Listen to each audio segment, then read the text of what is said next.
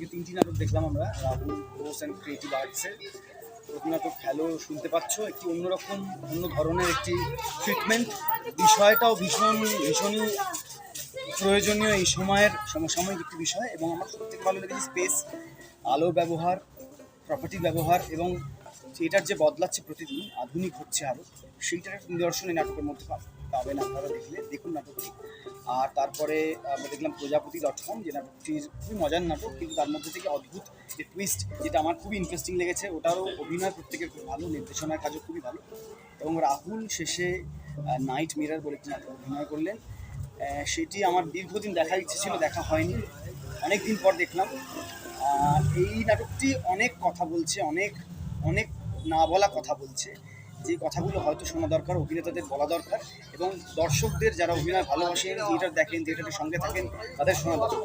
এবং অভিনেতাদের পাশে থাকার একটা অঙ্গীকার রাহুল করছে। আমি ভবিষ্যতে নাটকটি লিখবো ফেসবুকে আমার মতো করে, এবং আপনারা সকলে দেখুন এবং ওদের পাশে থাকুন, ওদের উৎসাহ দিন। Thank you.